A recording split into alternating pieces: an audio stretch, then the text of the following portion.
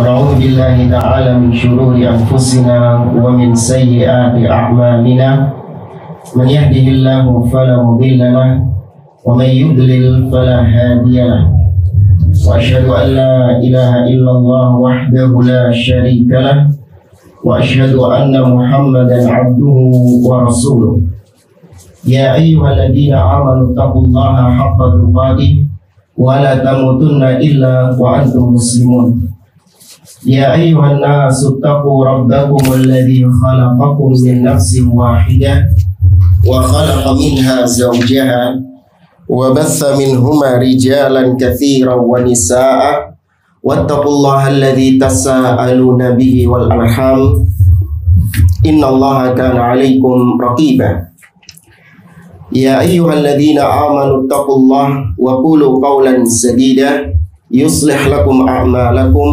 ويغفر لكم ذنوبكم ومن يطع الله ورسوله فقد فاز فوزا عظيما أما بعد فإن أصدق الحديث كتاب الله وخير الهدي هدي محمد صلى الله عليه وسلم وشر الأمور محدثاتها وكل محدثة بدعة وكل بدعة ضلالة وكل ضلالة في النار. Ikhwani fillah wa akhwati rahimani wa rahimakumullah. Kita lanjutkan kembali pembahasan kitab Sifatus Shalah yang disusun oleh Asy-Syaikh Al-Imam Muhammad bin Shalih Al-Utsaimin rahimahullah ta'ala. Di pertemuan kita yang terakhir, kita telah membahas Al-Faslus Sadis, bab yang ke-6, yaitu hukmu tarikis shalah, tentang hukum orang yang meninggalkan sholat. Sekarang kita masuk Al-Faslus Sabi', pasal yang ke-7, syurutus shalah, syarat-syarat sholat. Kata beliau, syurutus sholati ma yatawaqqafu alaihi sihhatus shalah li'anna syarta fil lughah al-alamah. Yang disebut dengan syarat sholat, ya kalau bedanya dengan rukun, syarat itu sebelum melaksanakan sholatnya. Ya, adapun rukun itu ketika ada di dalam sholatnya. Jadi syarat segala sesuatu yang dipersiapkan sebelum seseorang melaksanakan sholat. Sedangkan rukun yaitu apa-apa yang wajib dipenuhi oleh orang ketika dia melaksanakan sholat. Kata beliau, syarat secara bahasa artinya adalah al-alamah atau tanda. Kama qala Allah Ta'ala, seperti yang Allah firmankan di surah Muhammad ayat 18. Kata Allah, fahal yanzuruna illa as-sa'ah an ta'tiyahum baghtatan faqad jaa'a asyratuha. Apakah yang dinanti-nanti oleh mereka? Tidaklah yang dinanti-nanti oleh mereka kecuali datangnya hari kiamat. Nah, hari kiamat itu akan datang secara tiba-tiba. Dan sungguh kata Allah, faqad jaa'a asyratuha, telah datang syarat-syaratnya. Maksudnya syarat-syaratnya di sini adalah tanda-tandanya. Ya, tanda-tanda sebelum datangnya hari kiamat itu. Ai alamatuha. Ini penggunaan secara bahasa. Wasyartu fi istilahi ahli usul, adapun syarat di dalam istilah para ulama ahli usul, yakni usul fiqh, maknanya adalah ma yalzamu min adamihil adam wala yalzamu min wujudihil wujud. Nah, ini kaidah dalam usul. Syarat itu adalah apabila tidak ada syarat tersebut, maka yang dipersyaratkan juga tidak ada. Nah, sekali lagi, apabila syaratnya hilang, maka yang dipersyaratkan juga otomatis tidak ada. Karena pembahasan kita masalah sholat, apabila hilang syarat sholat, maka berarti apa yang tidak ada?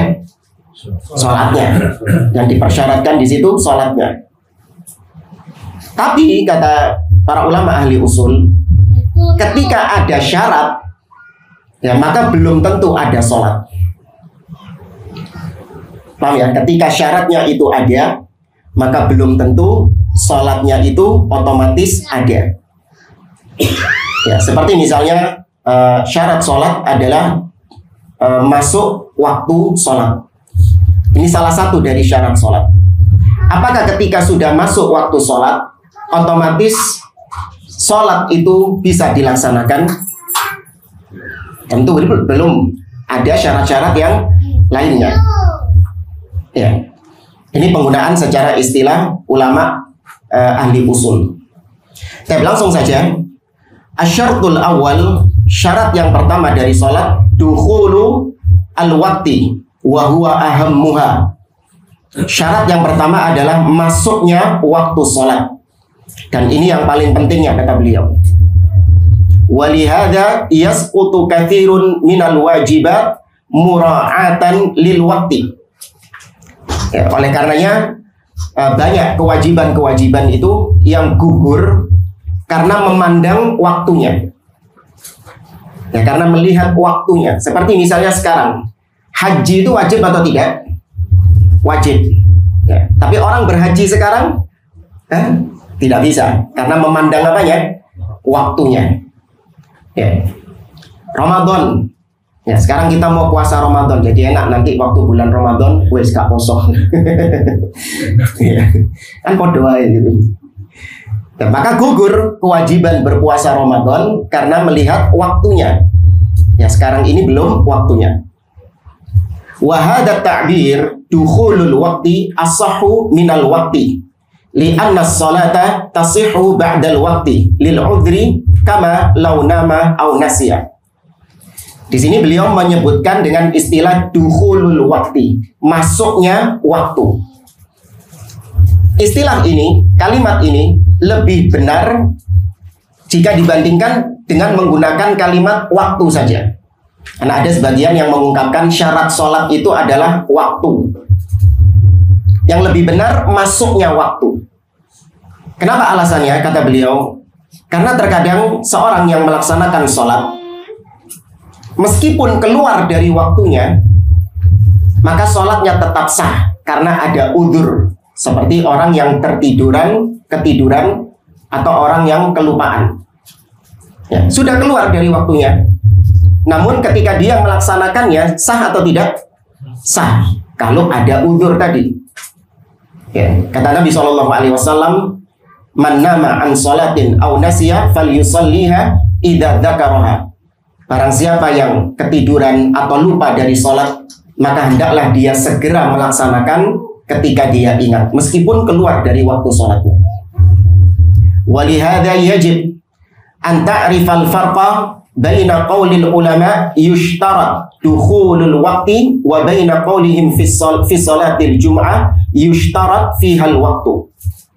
Oleh karenanya kata beliau, kita wajib untuk mengetahui perbedaan istilah para ulama ketika mereka mengatakan bahwa sholat itu dipersyaratkan sudah masuk waktunya. Bedakan ini dengan kalimat sholat Jumat harus pada waktunya. Paham ya? Sholat 5 waktu dipersyaratkan harus ketika sudah masuk waktunya. Kalau sebelum masuk waktunya tidak sah sholat 5 waktu. Adapun sholat Jumat harus pada waktunya. Ya. Yushtarat fihal waqt. Al-jum'ah la tasihhu ba'dal waqti mutlaqan. Sholat Jumat itu tidak sah apabila tidak di waktu itu. Kenapa? Iya, tidak di waktu tersebut, tidak tepat di waktu tersebut. Seorang ketiduran sholat Jumat. Ya apa misalnya? Khutbah dewi. Ya bisa sudah. Harus di waktu tersebut. Secara mutlak. Amma ghairuha fayasihhu ba'dal waqti idza kana li'udhrin. Adapun selain sholat Jumat, maka sah sholatnya meskipun sudah di luar waktunya apabila ada udzur. Ya, seperti tidur atau terlupakan. Tapi Allah Maha tahu niat seseorang. Kadang ada seseorang yang sengaja tidur demi untuk terlewatkan waktu sholat karena bermudah-mudahan. Nah, seperti misalnya seorang sudah capek setengah jam lagi atau 15 menit lagi sudah adzan asar misalnya. Ya. Maka dia nggak mau nunggu 15 menit lagi. Maka dia tidurkan dirinya dengan alasan toh nanti kalau meskipun bangunnya maghrib, isya kan tetap dapat udzur karena tertidur gitu. Ya, ini tidak sengaja memang dia menghindar sholat karena dia tahu kalau saya sholat kalau saya tidur sekarang itu bakalan bablas sholatnya. Ya, kita ini tahu kapasitas diri kita. Ya, kadang kita sudah capek luar biasa. Kalau kita tidur di waktu tersebut, maka akan memakan waktu yang lama. Maka harus bersabar menunggu datangnya waktu sholat tersebut. Ya, jangan bermudah-mudahan dengan alasan kan tertidur. Ya, Allah Maha tahu niat seseorang. Kecuali kalau dia sudah tahan-tahan, ya ternyata ya sampai akhirnya tertidur beneran. Nah, ini sudah di luar kuasanya dia. Wa dalilu ala anna dukhulal waqti min syartis shalah qaulullah ta'ala, dan dalil yang menunjukkan bahwa syarat salat atau masuknya waktu itu merupakan syarat salat adalah firman Allah di dalam surah An-Nisa ayat 103. Allah mengatakan innas salata kanat 'alal mu'minina kitaban mawquta. Sesungguhnya salat itu diwajibkan, ditetapkan, ya kitaban artinya fardhon, difardukan atas orang-orang yang beriman, mauquta ai dza waqtin, yang telah ditentukan waktunya. Fala tasihhu sholatu qabla al-waqti walau kana al-insanu jahilan aw nasiyan. Sehingga seorang yang melaksanakan sholat maka tidak sah sholatnya apabila dikerjakan sebelum masuknya waktu. Entah dia lupa atau dia nggak tahu tentang waktu-waktu sholat, tetap tidak ada toleransi, tidak sah sholatnya. Ya, seperti orang yang sholat duhur sekarang. Ya, katakan dia lupa, ya, atau dia nggak tahu tentang hukumnya, maka tetap kita katakan sholatnya tidak sah karena belum masuk waktunya. Masuknya waktu itu adalah syarat dari sholat. Wala tasihhu ba'dal waqti illa an yakuna ma'dzuran. Demikian juga yang sholat di luar waktunya sama tidak sah juga, kecuali kata beliau ada udzur. Ya, di sini pentingnya kita untuk mengikuti waktu yang telah ditentukan oleh syariat. Tidak boleh kemudian seseorang memunculkan perkara-perkara yang baru di mana syariat telah menentukan perkara tersebut. Ya, selain waktu ada 6 perkara yang kita diwajibkan untuk mengikuti ketentuan syariat. Perkara apa saja ini? Siapa yang bisa menyebutkan 6 perkara yang kita dituntut untuk mengikuti syariat dalam perkara tersebut? Tak kasih bocoran waktu. Ya, waktu harus mengikuti ketentuan syariat. Apabila syariat sudah mengatur waktunya, harus mengikuti waktu itu. Seperti sholat.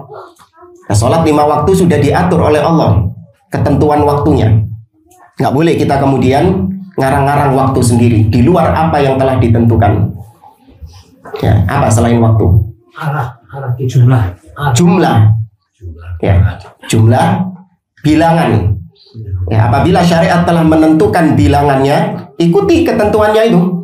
Seperti sholat duhur 4, asar 4, tawaf di Ka'bah 7 putaran, sa'i 7 putaran, dan yang lainnya.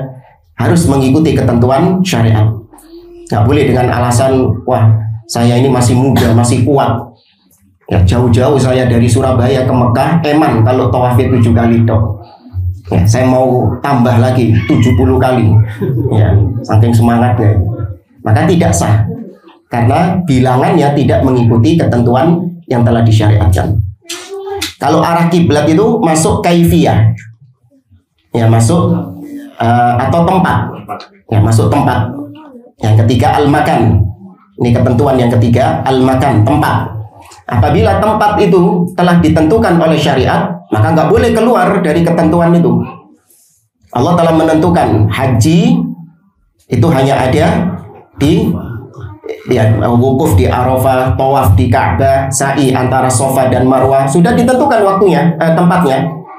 Ya, nggak boleh kemudian seorang bikin Ka'bah-Ka'bahan sendiri. Ya, tawaf replika Ka'bah. Ya, kan di Indonesia mungkin ada tanah yang luas, bikin Ka'bah-Ka'bahan biar jamaah haji nggak jauh-jauh. Ya, untuk menghemat biaya katanya. Nggak sah karena tempatnya telah ditentukan oleh Allah, telah ditentukan oleh syariat. Demikian juga dengan kiblat telah ditentukan. Kemudian yang keempat apa? Ya tadi kaifiyah, tata cara. Bagaimana seorang melaksanakan ibadah kepada Allah, tata caranya telah diatur di dalam syariat. Ya, salat mulai takbiratul ihram, urutan-urutannya, bacaan-bacaannya sampai sujud sudah diatur di dalam syariat. Ya, dan yang lainnya. Kemudian yang kelima, as-sabab. Ya, sebab kita melaksanakan ibadah tersebut harus ada dalil, harus ada ketentuan syariatnya. Gak boleh kita memunculkan sebab-sebab sendiri.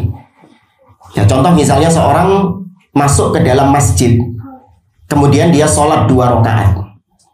Ketika ditanya, kenapa kau sholat 2 rakaat? Apa yang menyebabkan engkau sholat 2 rakaat? Maka jawabannya, karena saya masuk masjid.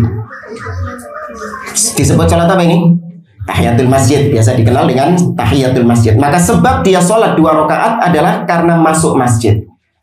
Baik, boleh nggak dia kiaskan masuk pasar, kemudian dia sholat 2 rakaat dengan alasan ini tahiyatul as-suq, ya, tahiyatul suq bukan tahiyatul masjid. Boleh nggak sebabnya ini? Tidak boleh, karena tidak ada dalil yang menghubungkan antara masuk pasar dengan sholat 2 rakaat. Ya, kalau antara masuk masjid dengan sholat 2 rakaat ada dalil yang menghubungkan. Ya, Nabi SAW mengatakan, "Idza dakhala ahadukumul masjid fala yajlis hatta yusalli rak'atain." Apabila salah seorang di antara kalian masuk ke masjid, maka jangan dia duduk sampai dia sholat 2 rakaat. Ini sebab ibadah. Kemudian yang keenam apa?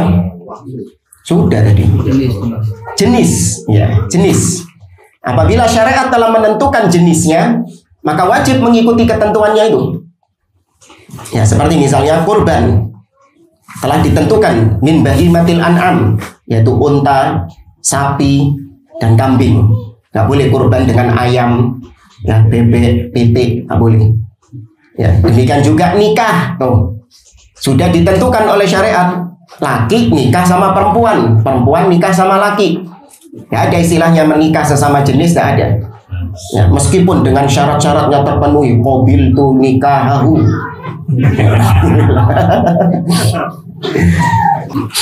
Dan itu 6 ya, ingat ya. Yang pertama, saya ulangi apa? Waktu.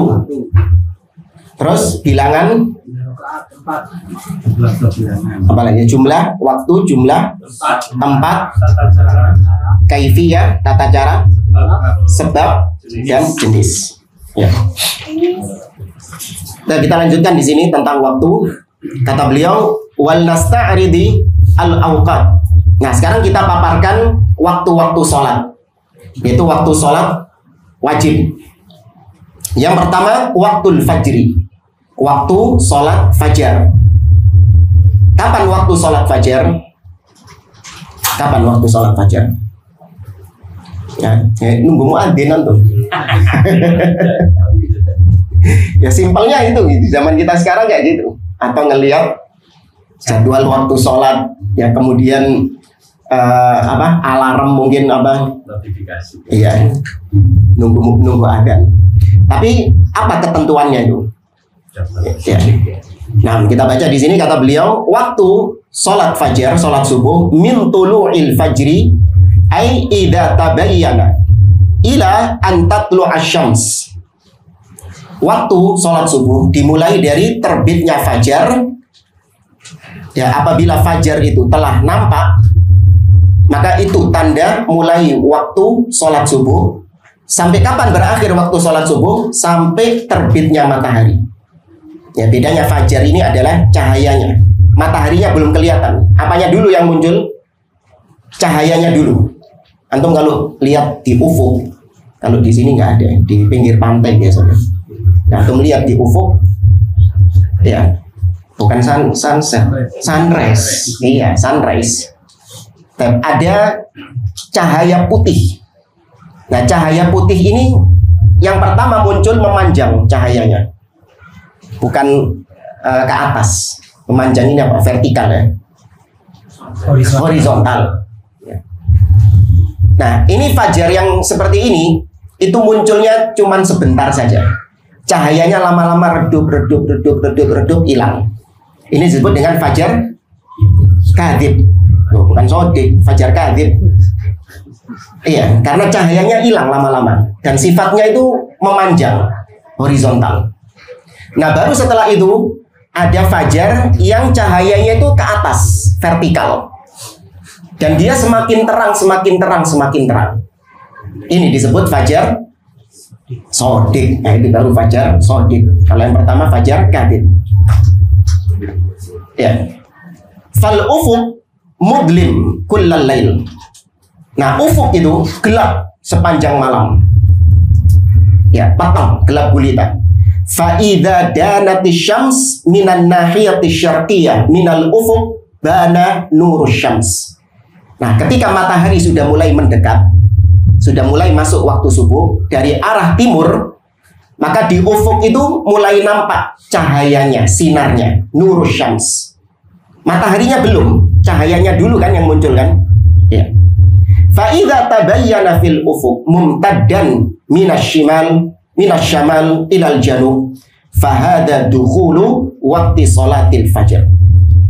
Ya, kata beliau, maka apabila cahaya matahari tersebut semakin nampak, ya semakin nampak dari arah selatan ke arah utara, semakin memancar sinarnya, maka ini sudah menjadi tanda masuknya waktu sholat subuh. Ya. Baik, apa bedanya? Wal farqu baina tulu'il fajri wa tulu'isy syams. Perbedaan antara terbitnya fajar, cahayanya itu, dengan terbitnya mataharinya mulai kelihatan. Itu kata beliau, yatarawah baina sa'atin wa rubu'. Itu bervariasi antara 1 jam seperempat atau wasa'ah wanis atau 1 jam setengah, hasba ikhtilafil fusul, yang tergantung perbedaan-perbedaan ya kondisi geografis. Nah, jadi bervariasi. Waktu subuh itu antara 1 jam seperempat atau 1 jam setengah. Ya, kalau sekarang subuh 3.38. Ya. 41. Ya wis lah kajak sidik. Di mana 38. Pas 1 ya. Type 341. Berarti enggak jam tulu syams, waktu tulu itu jam 5. Ya, sekitar jam 5. Kalau di tempat Anda itu 3.38 adzan, tuluknya itu 4.59 ya, jam 5. Ya, jam 5 itu sudah tuluk. Jadi itu batas waktu seorang melaksanakan sholat subuh. Ya.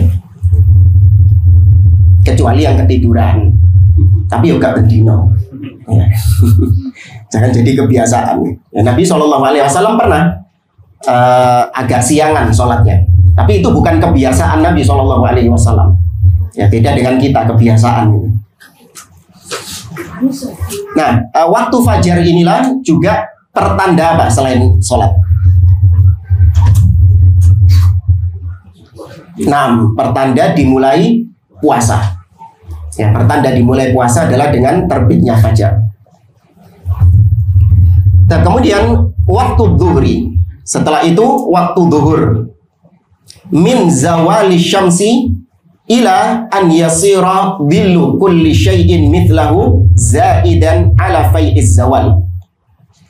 Waktu zuhur dimulai ketika matahari mulai tergelincir. Ya, matahari mulai tergelincir, di mana bayangan matahari itu sejajar dengan benda tersebut, agak miring sedikit. Jadi kurang terang ya. Apa ya nak ya? bisa dibayangkan ya. Ketika matahari terbit, ya ketika matahari terbit, maka cahayanya itu memanjang, cahaya bendanya ini memanjang. Bayangan kok cahaya. Bayangannya ini semakin memanjang. Nah, ketika matahari sudah di atas, maka bayangannya sejajar dengan benda tersebut. Ya. Nah, ketika matahari mulai tergelincir ke arah barat sedikit, nah maka mulai muncul bayangan ke arah timur, kan gitu kan? Mataharinya ke arah barat, bayangannya ke arah timur. Nah, ketika sudah mulai menambah sedikit, itu sudah masuk waktu zuhur. Bukan pas di tengah, bukan. Ketika sudah tergelincir sedikit, itu sudah masuk waktu zuhur. Idza tala'atis syamsu wa nasabta syai'an syakhisan kal 'asa aw ghairihi sara lahu dhillun. Nah, ini baru dipraktekkan. Apabila matahari terbit, ya, apabila matahari itu terbit, kemudian Anda menancapkan sesuatu yang tegak seperti tongkat dan yang sejenisnya, tombak dan yang sejenisnya, maka pasti dia akan memiliki dhil, akan memiliki bayangan. Hadad dhillu kullama irtafa'atis syamsu naqasa hatta yaqif. Kata beliau, bayangan tersebut semakin matahari meninggi, maka bayangannya semakin berkurang. Kan gitu kan? Ya, bayangannya semakin berkurang sampai berhenti di benda tersebut, bayangannya. Mandek di benda itu, bayangan tersebut. Fa'idan taha, maka ketika bayangannya sudah selesai berhenti di tempatnya itu, di tempat bendanya itu, wa bada'a yazidu. Nah, baru kemudian bayangannya mulai bertambah lagi, tapi ke arah yang berlawanan. Bisa dibayangkan ya? Mulai bertambah lagi ke arah yang berlawanan. Nah, ketika mulai bertambah sedikit itu, fahina idin zalatis syams. Itu sudah disebut waktu zawal, tergelincirnya matahari ke arah terbenamnya. Ija'al alamatan min ba'i ziyadatihi fa idam tadda adhillu min hadhil alama ila ra'sihi bimiqdari syakhis faqad kharaja waktu dhuhri wa dakhala waktul asri. Ya, nah, kemudian kapan selesainya waktu zuhur? Yaitu ketika bayangan tersebut semakin memanjang sampai tinggi bayangan itu sejajar dengan tinggi bendanya, maka berakhir waktu zuhur. Ya, berakhir waktu zuhur. Baru sesaat kemudian masuk waktu asar, ketika sudah mulai bertambah bayangan tersebut. Ya, bisa diperkirakan lah, nggak perlu terlalu lebay pakai meteran. Ya, ini bisa diperkirakan. Ini kalau kita hidup di tempat yang memang tidak ada ya, tidak ada masjid yang kita dengar waktu sholat, atau tidak ada penanda waktu sholat. Ya. Kenapa kok waktu sholat kok boleh menggunakan hisab, sedangkan Ramadan, masuknya waktu Ramadan nggak boleh pakai hisab? Nah, ini hikmahnya antum kajian pindah sini. Ngedek sana dowo. Ya. Dowo urusan ini. Iya, keker bisa.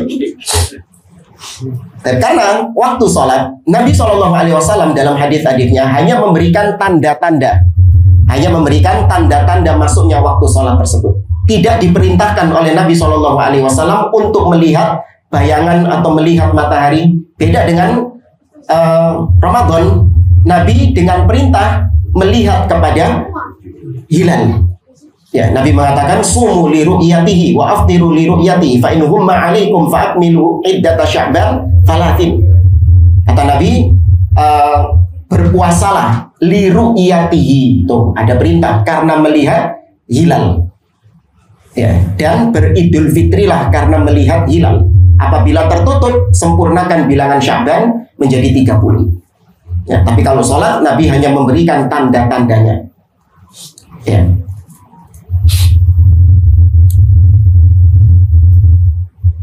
Nah, kemudian fawaktul asar. Sekarang masuk waktu asar. min khuruji waqti dhuhri ila an tasfarra asy-syams.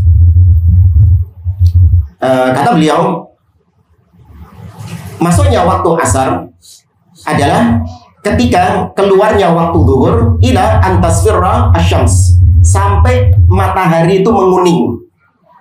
Ya, sampai matahari menguning. Kita kalau lihat sore-sore, nah ini baru sunset. Nah itu kan warnanya apa? Kuning mataharinya. Ya, ai takunu safra. Wa hadha yakhtalifu fi syita was shaif. Tapi tentu kata beliau ini berbeda kondisinya ketika musim dingin atau musim panas. Qad tasfiru qabla al-ghurub bi sa'ah aw qabla al-ghurub bi aqal hasbal awqat. Terkadang sudah menguning sebelum terbenamnya matahari, itu 1 jam sebelumnya sudah menguning mataharinya, atau bisa jadi sesaat sebelum matahari tenggelam itu juga sudah menguning. Ya, tergantung musimnya kata beliau. Wa taqrubu minal ghurub wa dharura ila ghurubi syams fala yajuzu an tu'akhkhar ila isfirari syams. Ya, maka nggak boleh menunda atau mengakhirkan waktu asar sampai mataharinya itu menguning, karena itu sudah batas waktu akhir dari waktu asar. Ya, itu batas akhir dari waktu asar sampai mataharinya menguning. Berarti bukan pas adzan maghrib ya. Nih, bukan pas adzan maghrib atau 1 menit sebelum adzan maghrib. Ya, mungkin kalau orang lupa atau ketiduran diberi udzur. Tapi kalau orang yang tidak ada udzur mengakhirkan sholat sampai beberapa menit sebelum masuknya waktu maghrib, ini sudah keluar dari waktu sholat. Ya, karena kata beliau, matahari menguning itu terkadang 1 jam sebelum waktu maghrib. Ya, 1 jam sebelum waktu maghrib itu sudah menguning. Tapi terkadang sebelum itu. Nah, sekarang waktu maghrib min ghurubi syams ila maghibi syafaqil ahmar. Waktu maghrib itu dimulai dari terbenamnya matahari sampai hilangnya warna kemerah-merahan. Ya, asy-syafaq. Ya, asy-syafaq yang Allah sebutkan di dalam surah Al-Insyiqaq. Fala uqsimu bisyafaq wal laili wa ma wasaq. Asy-syafaq, itu artinya warna kemerah-merahan. Ya, ketika matahari atau ketika masuk waktu maghrib itu matahari kemerah-merahan. Sampai hilangnya merah-merah berarti hilang atau berakhir waktu maghrib. Liqaulin Nabi sallallahu alaihi wasallam, berdasarkan sabda Nabi sallallahu alaihi wasallam, waktu salatil maghrib ma lam yaghib syafaq. Waktu salat maghrib itu sepanjang masih ada syafaq. Ya, syafaq masih belum hilang, yaitu kata beliau wal muradu bisyafaq huna asy-syafaqul ahmar la syafaqul abyad, yaitu warna kemerah-merahan, bukan warna putih, bukan. Ya, tapi warna kemerah-merahan. Wa hadza la yu'raf illa idza kharajal insan kharijal balad wa nadhara ilal maghrib. Nah, ini kalau hidup di kota-kota seperti ini nggak kelihatan warna kemerahan-kemerahan itu. Orang harus keluar kota, ya, di tempat yang mungkin bisa melihat terbenamnya matahari. Ya, di situ baru kelihatan warna kemerahan itu, merona merah. Fa idza zalatil hamra aw humra faqad kharaja waqtul maghrib wa dakhala waqtul isya. Nah, kalau kemerah-merahannya itu sudah hilang, maka berarti telah keluar waktu maghrib, masuk waktu isya. Wa hadza yatarawah baina sa'ati wa nisfin wa fi manatiqina hadhihi ila sa'ah wa rubu'. Jaraknya waktu maghrib itu bisa, kata beliau, bervariasi. Waktu maghrib, antara maghrib sama isya ini bisa bervariasi. Bisa 1,5 jam kalau di tempat kita, kata beliau, atau bisa juga 1,4 jam. Ya, kalau di Surabaya maghrib jam 17.3 berapa? 31. Oh, pakai itu. Ya, sekitar situ ada, 5:30.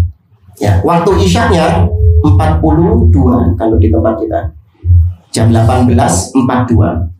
Ya, berarti seperti yang beliau katakan, 1 jam seperempat. Ya, 1 jam sekitar 1 jam seperempat. Wahyanan yakunul farqu sa'atan wa nisfi sa'ah. Ya, atau juga terkadang 1 jam setengah. Nah, kemudian waktu isya. Ya, sekarang waktu isya. Min maghribis syafaq al-ahmar ila nisfil lail. Nah, ini yang sering disalahpahami. Dianggapnya waktu isya itu sampai mau menjelang subuh. Ya, waktu isya sampai menjelang subuh. Jadi orang kan katanya sunnah mengakhirkan waktu isya. Ya, ya betul, sunnah mengakhirkan waktu isya itu. Tapi juga bukan sholatnya jam 2 malam. Sholat isya jam 2 malam, jam 3 malam. Batas sholat isya, kata beliau, adalah dimulai sejak hilangnya warna merah tadi. Ya, hilangnya warna merah tadi sampai pertengahan malam. Namanya al-lail, yaitu dimulai dari isya sampai adzan subuh, sampai fajar.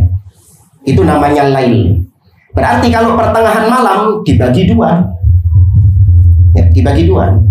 Sekarang tadi isyanya 18.42. Ya, cangkep 40 lah, pasti biro. Ya, kemudian subuhnya jam 3.40. Berarti tengah-tengahnya berapa? Anak nggak ahli. Nah, jam 1-an udah kayaknya. Coba dihitung itu berapa jam itu?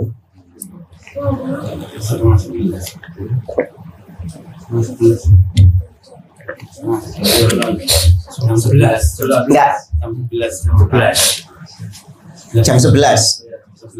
11 itu sudah tengah malam ya? Ya. Jam 11. Dan sekitar itulah. Itu sudah berarti habis waktu isya. Ya, bukan sampai subuh, enggak. Wa kaifiyatu dzalik an tandur ma baina ghurubi syams wa tulu'il fajr. Fatakhud nisfuhu atau nisfahu wa hadha huwa nisful lail.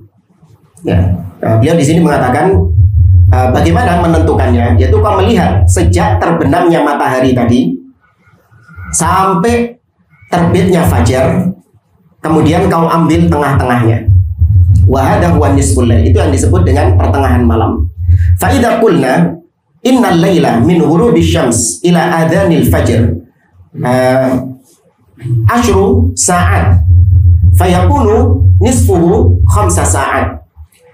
Apabila kita mengatakan bahwa jarak antara terbenamnya matahari sampai adzan subuh itu ada 10 jam, maka jadilah pertengahannya itu adalah 5 jamnya. Falau kanatish syamsu taghibus sa'ah as-sadisa yakunu nisful lail al-hadiyata asyrata. Dan di sini beliau berpatokan dengan maghrib ya, bukan isya, afwan.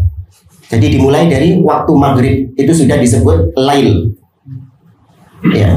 Adapun kalau sholat malam qiyamul lail itu baru dimulai habis isya. Ya, baru berlaku qiyamul lail setelah isya. Ya, adapun penghitungan nisful lail itu dimulai dari maghrib sampai subuh, baru diambil tengah-tengahnya. Jadi tadi bukan jam 11, ditambah lagi mulai maghrib. Ya. Dan permisalannya kata beliau, apabila matahari terbenam jam 6, ya, apabila matahari terbenam jam 6, maka jadilah pertengahan malamnya itu jam 11. Ya, jadi pokoknya dibagi 2 lah antara waktu maghrib sampai subuh. Idzan la budda an tusalliya qabla al-hadiyata asyrata. Oleh karenanya wajib bagimu untuk melaksanakan sholat sebelum jam 11 malam tadi. Li'annahu la yajuzu takhirul isya ila nisfil lail. Karena nggak boleh engkau mengakhirkan waktu isya sampai keluar dari pertengahan malam. Haitsu inna nisfal lail akhiru waqtil isya, di mana pertengahan malam itu adalah batas terakhir dari waktu isya. Wa hadha yakhtalifu bi ikhtilafis shayfi wasyita. Nah, panjangnya waktu malam itu terkadang berbeda-beda antara musim panas dengan musim dingin. Ya, terkadang kalau di Indonesia ini nggak seberapa ini kan. Nah, seberapa kelihatan? Mungkin kalau di Eropa apa itu baru kelihatan perbedaan waktu malamnya itu. Ya, kadang jam 9 PM itu masih terang benderang. Ya, ada yang sampai jam 10 masih terang benderang. Ya, baru maghrib itu jam 11 katanya. Kita dengar teman-teman yang tinggal di ada teman kita di ini ya, sekarang di Norway. Ya, di Norway itu kata dia malamnya itu lebih sedikit, ya malamnya lebih sedikit.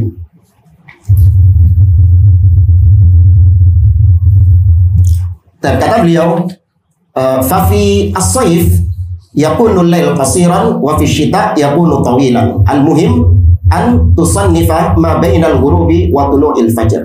Ya, kata beliau tadi terkadang di musim-musim tertentu waktu malam lebih pendek, dan terkadang musim tertentu waktu malam lebih panjang. Ya, tapi kalau di Indonesia nggak seberapa ini ya, nggak seberapa signifikan perbedaannya. Yang penting kata beliau, engkau membagi waktu tersebut untuk menentukan kapan nisful lail, kapan pertengahan malamnya. Oke, masalah halil afdalu taqdimus sholati au ta'khiruha. Ada permasalahan mana yang lebih afdol, mengerjakan sholat di awal atau mengakhirkan sholat. Ya, mana yang lebih afdol, mengedepankan sholat atau mengakhirkan sholat. Al-jawab al-afdol fi jami'i sholawatil khams at-taqdim. Yang lebih afdol semua sholat itu adalah menyegerakan, ya, melaksanakan di awal waktu, yang mengedepankan. Illal isya, kecuali sholat isya. Fal afdalu fiha ta'khir ma lam yashqa. Yang lebih afdol sholat isya itu diakhirkan sepanjang memang tidak memberatkan. Ya, sepanjang memang tidak memberatkan seseorang. Bidalil anna Rasulullah sallallahu alaihi wasallam hina ta'akhkhara dzata lailatin an sholatil isya ila akhiri waqtiha kharaja wa huwa yaqul. Dalilnya, pernah suatu ketika Nabi sallallahu alaihi wasallam itu terlambat di suatu malam dari sholat isya. Ya, Nabi terlambat melaksanakan sholat isya sampai waktu terakhirnya. Bukan bukan diakhirkan dalam artian keluar dari waktu sholat, tidak. Tapi sudah waktu-waktu terakhir, mendekati habis waktu isyanya. Kemudian Nabi SAW mengatakan, laula an asyqa ala ummati la amartuhum an yusalluha hakada. Seandainya aku tidak khawatir memberatkan umatku, maka aku perintahkan mereka untuk melaksanakan sholat seperti ini. Sholat isya seperti ini, maksudnya diakhirkan. Ya, tapi kata Nabi, ini tidak diwajibkan, tapi disunnahkan saja. Melaksanakan sholat di akhir waktu. Sholat isya di akhir waktu. Lakin lamma kana ar-rijalu mutalabina bi sholatil jamaah wa kana an-nasu yusalluna sholatal isya fi awwali waqtiha li daf'il masyaqqah sara wajiban alaihi an yusalliya ma'al jamaah fi awwalil waqt. Namun kata beliau, tatkala kita ini laki-laki, ya, terutama ar-rijal, dituntut untuk melaksanakan sholat berjamaah di masjid, ya, kita diwajibkan untuk melaksanakan sholat berjamaah di masjid, dan manusia, orang-orang kebanyakan mayoritasnya melaksanakan sholat berjamaah di masjid di awal waktu atau di akhir waktu? Di awal waktu, sholat isya, ya, di awal waktu, dalam rangka untuk menghindarkan diri dari hal-hal yang bisa memberatkan mereka. Karena kalau diakhirkan, otomatis istirahatnya semakin malam. Ya, ketika istirahatnya semakin malam, berarti mungkin nanti berdampak besok subuhnya bangunnya telat, atau mungkin dia kurang istirahat, kerjanya jadi nggak produktif. Ya, kemudian pokoknya banyak rentetan-rentetan dampaknya. Maka mereka melaksanakan sholat isya di awal waktu untuk menghindarkan diri, karena mereka memang nggak mampu menghindarkan diri dari segala macam yang bisa memberatkan mereka setelahnya. Nah, karena kebanyakan manusia demikian, maka wajib untuk kita melaksanakan sholat berjamaah di awal waktu juga. Ya, kita juga wajib melaksanakan sholat berjamaah di awal waktu. Nah, bagi ibu-ibu bisa melaksanakan sunnah mengakhirkan waktu sholat isya, karena ibu-ibu wanita tidak diwajibkan sholat berjamaah di masjid. Ya, dia diwajibkan sholat di rumah. Lebih afdol sholat di rumah. Nah, ketika dia bisa memilih waktunya, maka lebih baik diakhirkan. Ya, diakhirkan waktu sholat isyaknya bagi ibu-ibu. Ya, tapi kalau itu pun juga memberatkan ibu-ibu, maka di awal waktu juga sholatnya. Ya, mungkin ibu-ibunya besok ya nyiapkan ini, bangun pagi anak-anak, nyiapkan sarapan buat anak, suami, ya harus bangun awal misalnya, ya, biar bisa tidur cepat, maka diawalkan sholat isyaknya. Wa bina'an ala dzalik fa idza kana jama'a fi rihlah aw fi safarin wa qalu ayyuhuma ahsan an nu'akhira sholatal isya aw an nu'ajjilaha. Nah, atas dasar itulah apabila ada sekelompok orang nih, kita yang jamaah majelis taklim nih, safar, kita rombongan safar kemana gitu kayak, ya kan, di suatu perjalanan. Maka kalau kita sedang safar, mana yang lebih afdol, lebih baik? Kita akhirkan waktu sholat isya atau kita segerakan melaksanakan sholat isya? Apa jawabannya? Lihat kondisi. Ya benar juga. Ya, lihat kondisi. Tapi ini kondisi normal lah.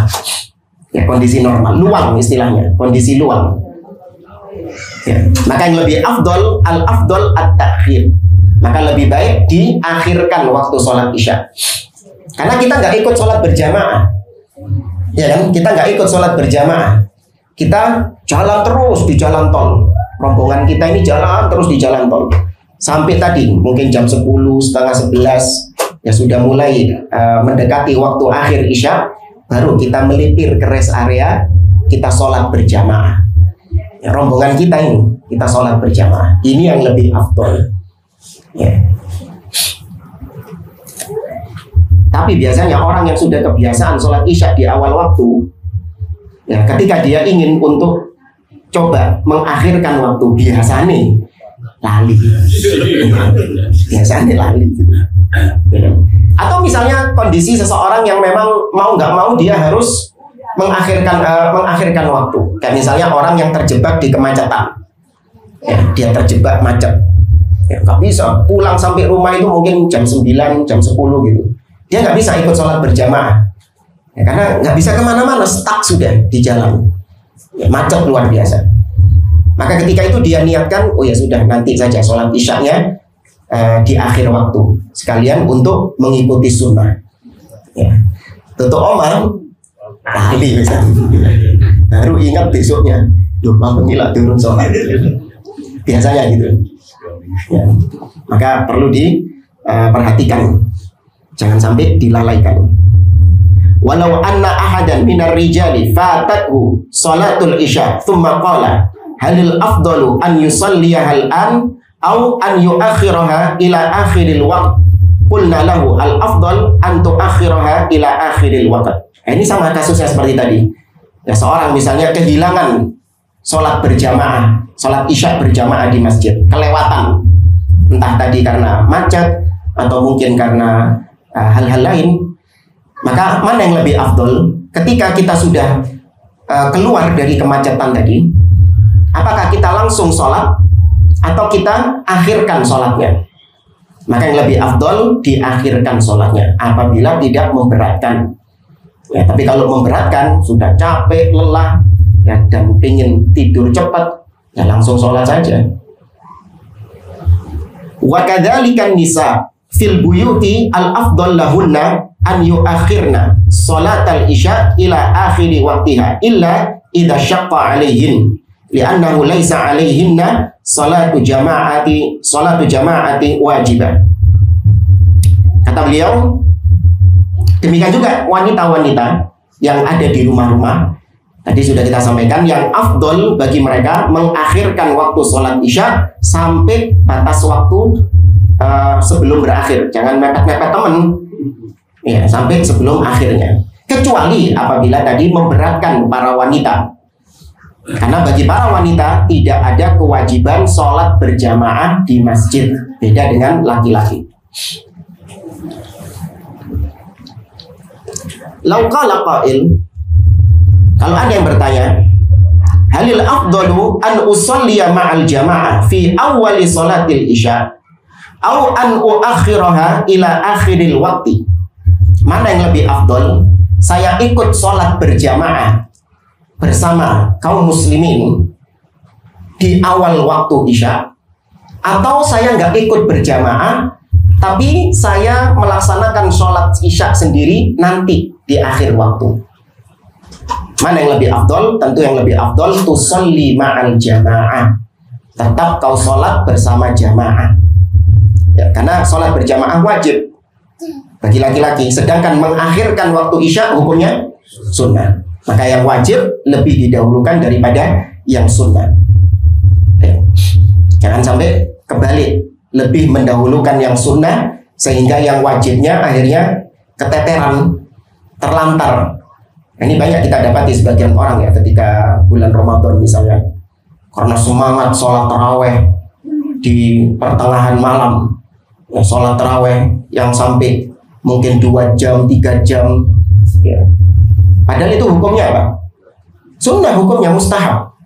Tapi gara-gara dia paksakan itu, akhirnya wajibnya jadi keteteran. Subuhnya nggak sholat di masjid, ya, karena sudah capek, sudah lelah. Subuhnya nggak sholat. Us mari manggungi wis tunggu sholatmu.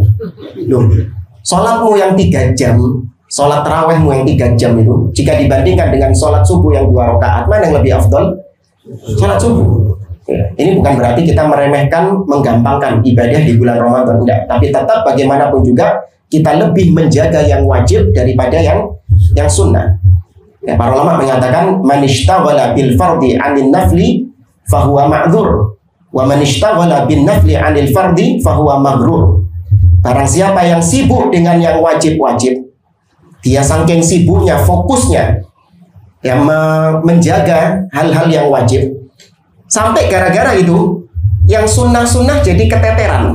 Gara-gara saking sibuknya dia dengan yang wajib ini. Kalaupun ada orang seperti itu, maka dia ma'dzur, diberi udzur, nggak dicela. Sebaliknya, barang siapa yang sibuk dengan yang sunnah-sunnah, semangat mengerjakan yang sunnah-sunnah, sehingga yang wajib-wajib dilalaikan, maka dia tertipu. Ya, dia digelincirkan oleh iblis, oleh syaitan. Syaitan itu ada step-stepnya dalam menggelincirkan manusia. Kalau dia nggak bisa dijatuhkan dalam perkara yang maksiat, maka dia disibukkan dengan perkara-perkara yang sunnah sehingga yang wajib ditinggalkan. Itu termasuk diantara jebakan asyaitan.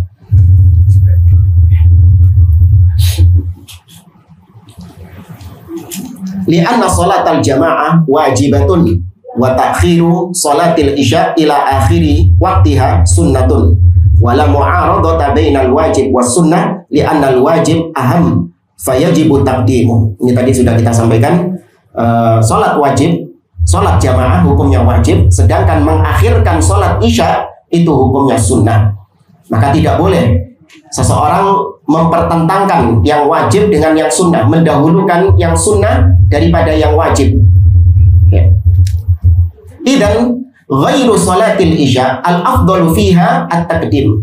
Maka selain salat isya tetap yang lebih afdal apa? Di awal waktu. Lakin law qala qail in qaddamtu sholata shallaitu wahdi wa in akhartuha shallaitu ma'al jamaah li'anna hunaka jama'atan yuakhiruna fahal uqaddim aw uakhir. Nah, ini ada masalah lagi, tapi nggak tahu ada di Indonesia apa enggak. Jadi ada orang yang bilang, kalau saya sholat isya di awal waktu, saya sholat sendiri. Kenapa? Karena jamaah sholat isya, jamaah di masjid kita ini misalnya, itu sholat isyanya diakhirkan. Ya, maka mana yang lebih afdol? Saya sholat isya di awal waktu tapi sendiri, atau saya ikut berjamaah tapi di akhir waktu? Maka yang lebih afdol kalau tidak memberatkan adalah akhir Ya, diakhirkan sholat isyanya. Dapat double, dapat sholat berjamaahnya, juga dapat sunnah mengakhirkan sholat isya. Li'annal jama'ata wajibah wa taqdim sunnah wala ta'arudha bainal wajib was sunnah.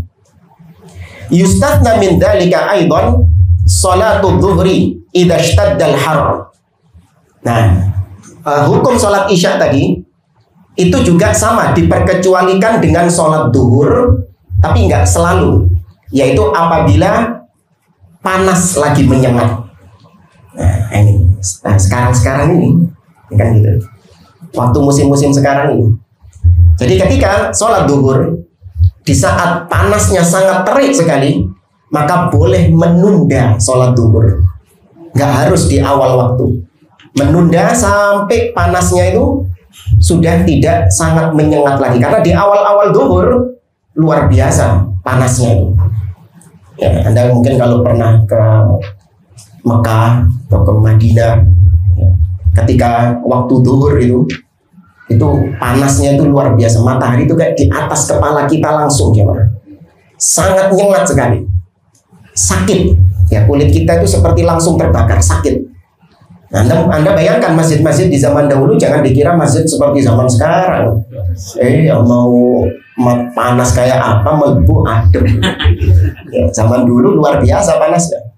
Maka ketika itu diberi keringanan, tapi nanti ada khilaf, apakah ini rukhsah atau memang sunnah?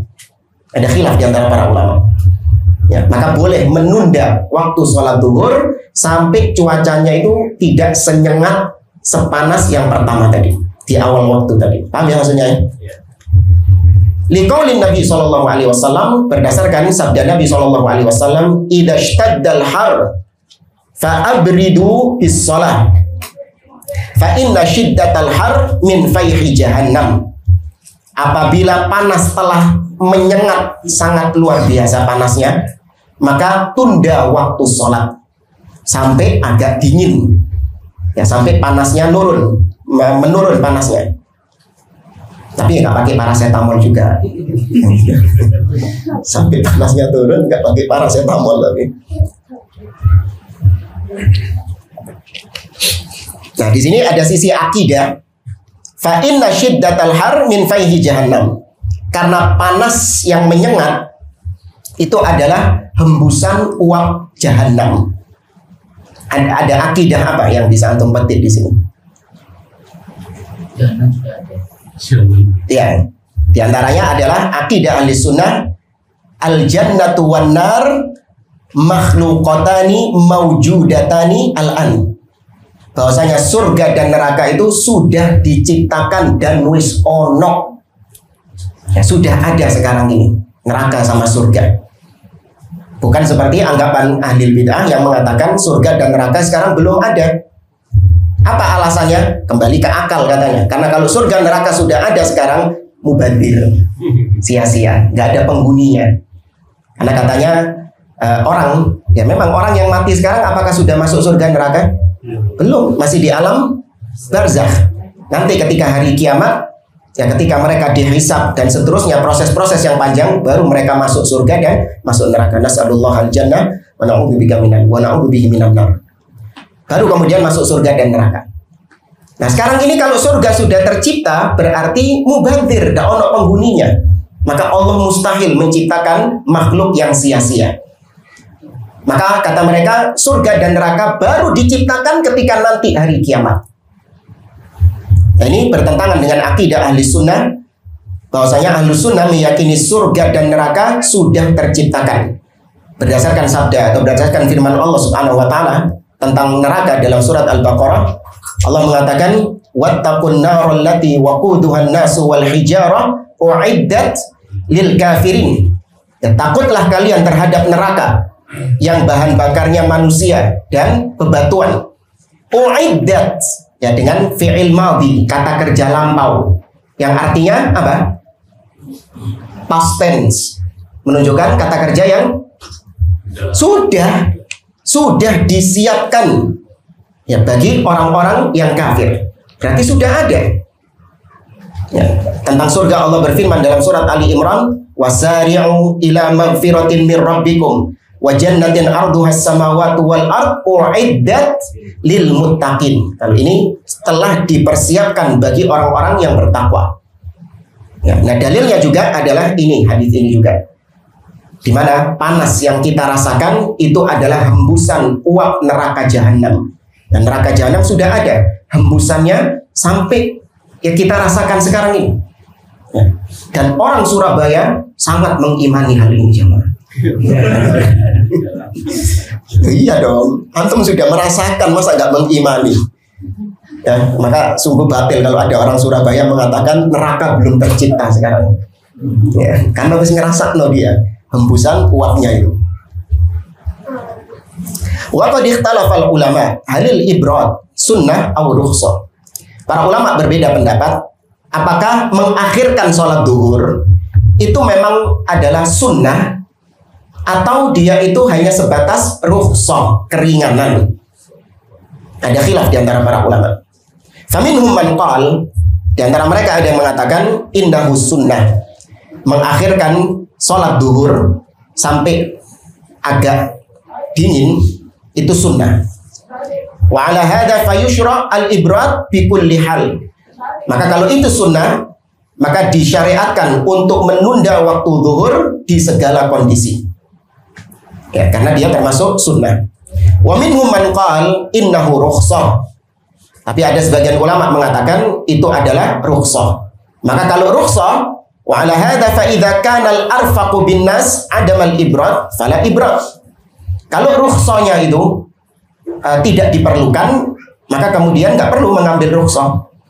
Misalnya orang-orang nggak perlu untuk menunggu sampai waktunya dingin, karena masjid sekarang sudah pakai AC, ya kan? Maka nggak perlu menunda sholat duhur sampai nanti mataharinya nggak seberapa terik, ya karena sekarang sudah ada AC misalnya. Maka kalau seperti itu nggak perlu untuk ngambil rukhsah ini. Tapi kalau yang mengatakan sunnah, nggak peduli meskipun ada AC, ya masjidnya dingin, pokoknya ketika panas menyengat kita tunda waktu sholat. Bagi yang berpendapat apa? Sunnah. Ya, tapi kalau yang berpendapat itu rukhsah, berarti AC itu sudah menghilangkan rukhsah, sehingga nggak perlu menunda waktu sholat. Wa amalun nas al-yawma ala annahu rukhsah, dan itu yang dilakukan oleh kebanyakan orang di zaman sekarang. Mereka meyakini menunda waktu sholat duhur itu sebagai rukhsah, keringanan.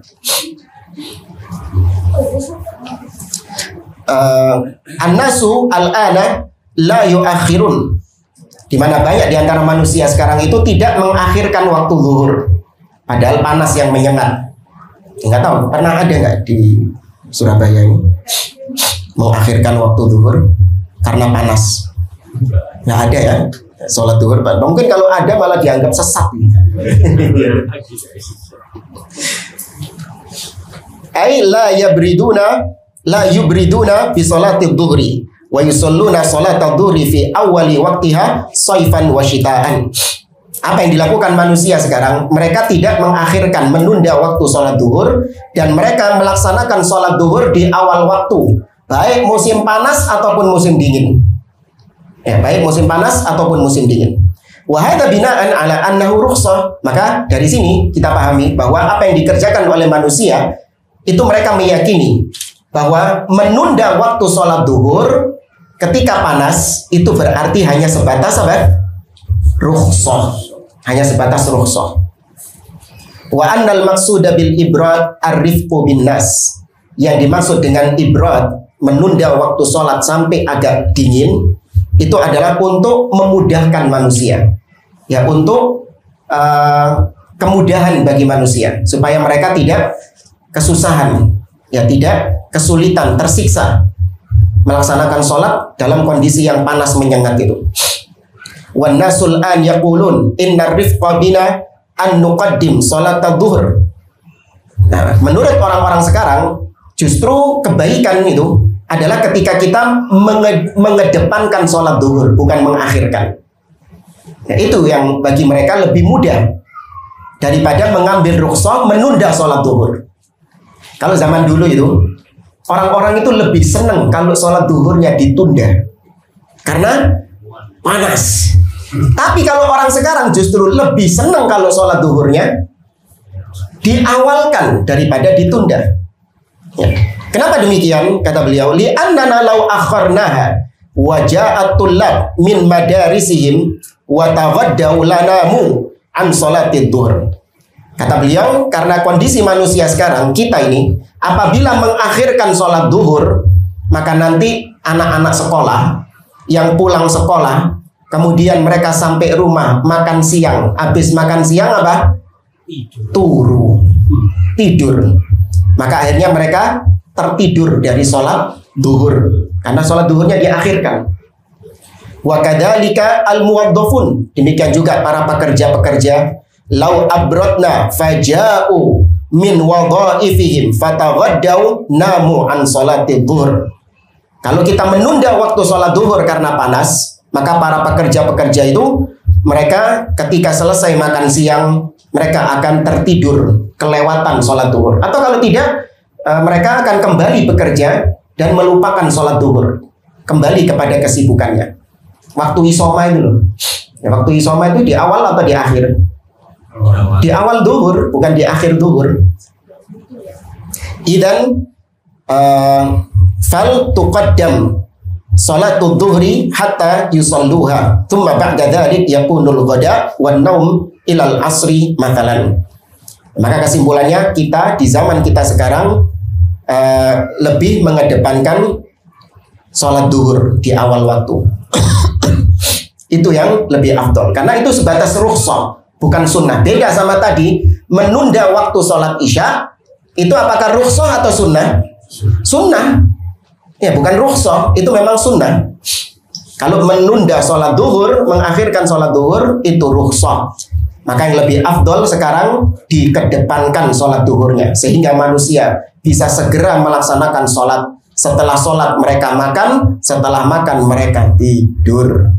Iya, ini wan naum ilal asr, sampai akhirnya masuk waktu asar. Matalan misalnya, ya nggak harus juga.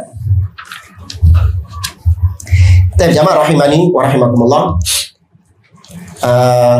Barangkali dari apa yang kita sampaikan, kalau ada yang mau ditanyakan, tafadhol.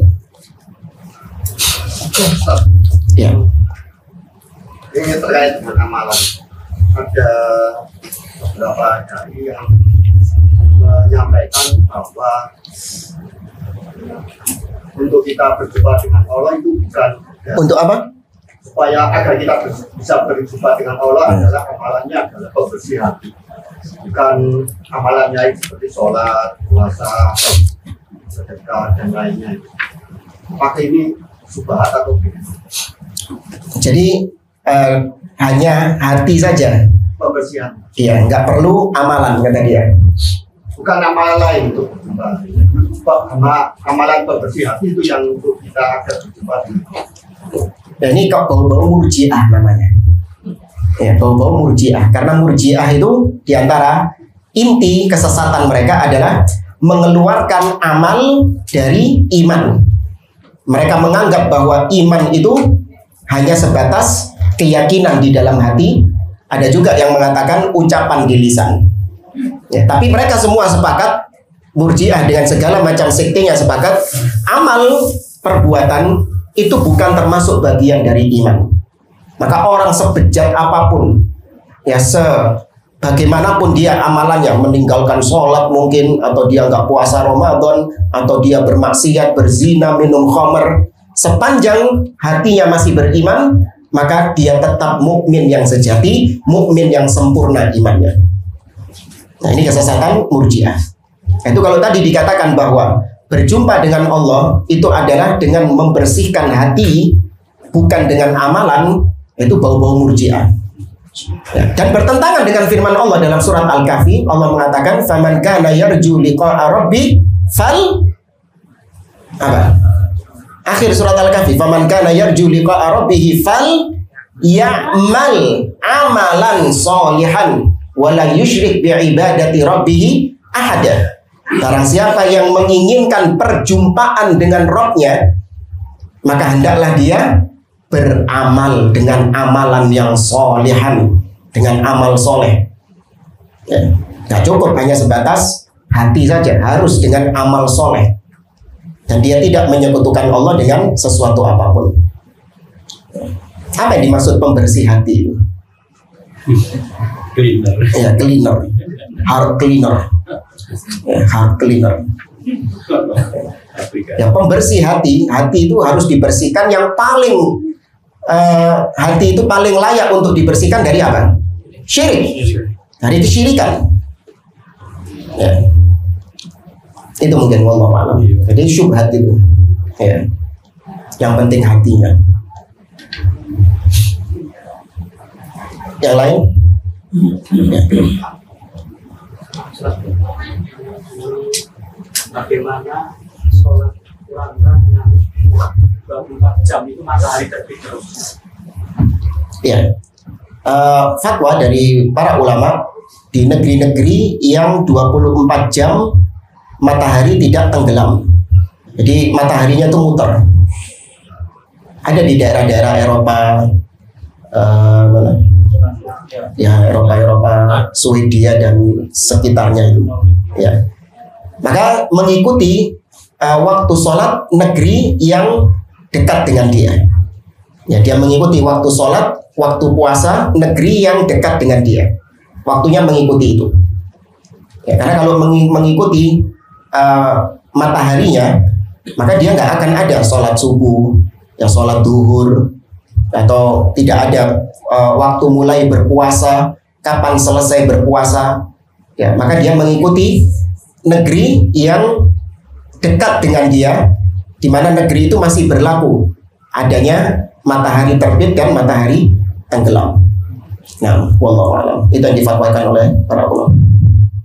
Assalamualaikum Ustaz. Ya, waalaikumsalam. Izin bertanya, ini tadi terkait dengan waktu sholat, yaitu sholat isya bagi wanita. Ya. Di situ dikatakan afdolnya adalah mengakhirinya. Namun terkadang datangnya rasa ngantuk dan tertidur, sehingga terbangunnya itu melewati dari waktu pertengahan malam. Bagaimana menurut Ustaz? Apakah ini termasuk ujub sakit? Jadilah kayu kasihan Ustaz. Nah, barakallahu fiik. Ya, tadi sudah dikatakan apabila tidak memberatkan, ya selama memang tidak takalluf. Takalluf ini membebankan diri sendiri dengan perkara yang di luar kemampuannya. Seorang mengetahui kapasitas dirinya sendiri. Kalau mungkin ibu-ibu tahu bahwasanya kondisi hari ini capek luar biasa, ya sudah capek, ngantuk, terus angot terus, ya menguap terus dia. Nah, ini jangan coba-coba mengakhirkan waktu sholat isya, ya, karena dia butuh istirahat. Tubuh kita itu memiliki hak, ya tunaikan hak tubuh kita itu. Ya, maka kalau sudah tanda-tandanya capek seperti itu, ya sudah sholat isya di awal waktu. Karena kalau Anda melaksanakan sholat isya demi belani sunnah tadi, melaksanakan sholat isya di akhir waktu tadi, jadinya akhirnya terlantar sholat isyanya. Ya.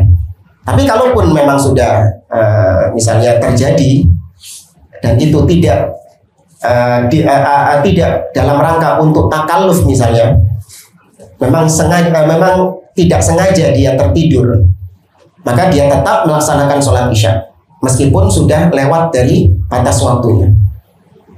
Nah, wallahu a'lam.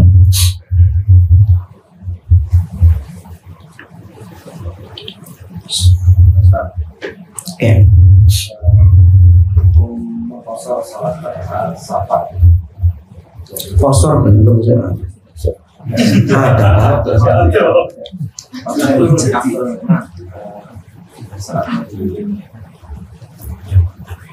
Mengkosor sholat Safar.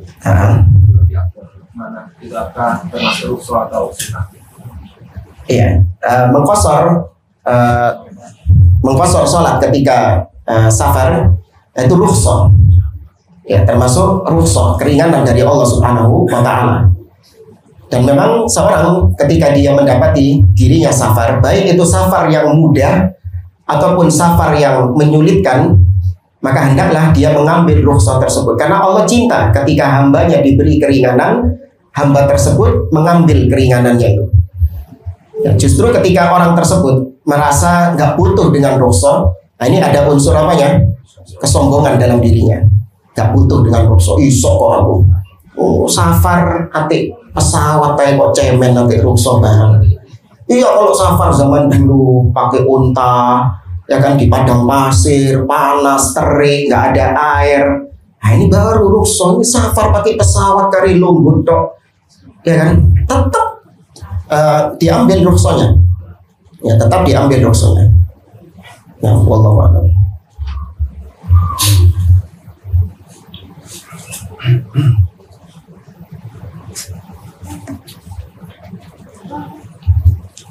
Ibu-ibu ada lagi?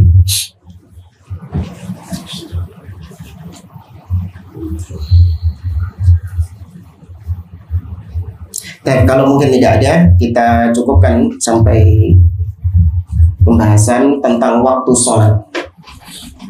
Beliau masih banyak membahas di sini tentang kasus-kasus yang berkaitan dengan waktu sholat. Sampai syarat kedua, panjang berapa halaman ini? Oh iya. Sampai syarat kedua nanti adalah at-thaharah, bersuci. Ya.